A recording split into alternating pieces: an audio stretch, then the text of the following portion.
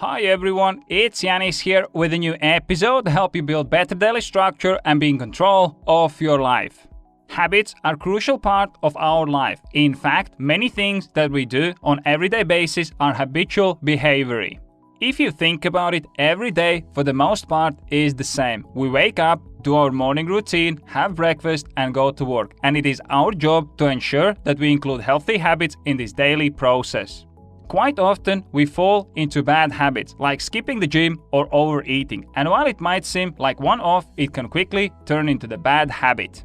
Today, we'll take a close look at the habit loop so that you can see how habits are formed and what you can do to break the bad ones once and for all.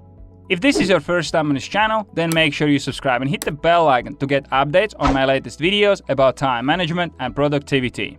Also, check out my free productivity resources that has helped thousands of people to set better goals, make better decisions and build solid structures in their life.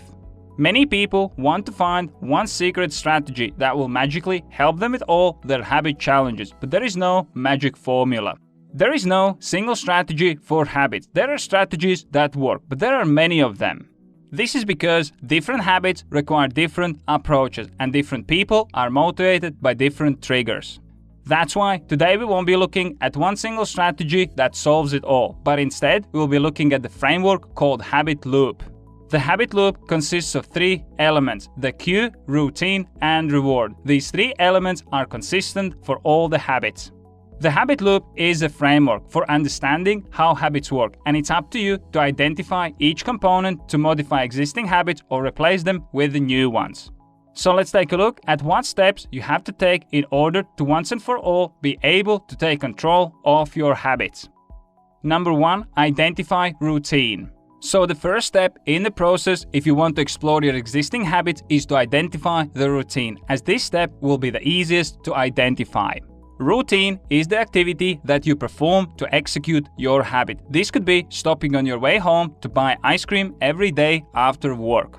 That might seem like a small thing, but if you do it for a couple of months, then you can expect to put on some extra weight. Or maybe you have gone into the habit of staying up late in the evening and then you're struggling to wake up in the next day. For some people, it's smoking or hanging out with the friends that influence them in a bad way. In our example, we will use the scenario where you have noticed a pattern where you have started to waste some of your time every day. So our routine is to start using the phone every day at around 11 a.m. and waste about 30 minutes of your time. Once you have noticed this habit, you're probably wondering what is the cue or trigger for it. Are you getting bored with your work or you want to socialize? Maybe your energy levels start to drop and you start to lose the concentration. And also, what is the reward that you're getting out of it? Is it the change of activity or you just need a quick dose of dopamine while scrolling your Facebook feed? Number 2, experiment with reward. Rewards are powerful because they satisfy cravings, but we're often not conscious of the cravings that drives our behavior. Therefore, the best way to figure out which cravings are driving particular habits, it's useful to experiment with different types of rewards. So when you experiment with the different rewards, you should try out different things to see what are you really craving.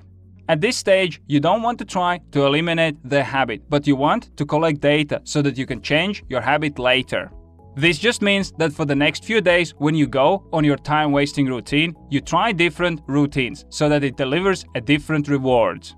Day 1, use your phone to connect with friends. Day 2, instead of using phone, go for a walk. Day 3, use your phone to watch funny videos. Day 4, meditate for a few minutes instead of using your phone. Once you have done this experimenting, you'll have a better understanding of what drives your behavior. Maybe it's a social aspect, or maybe you just need a quick break.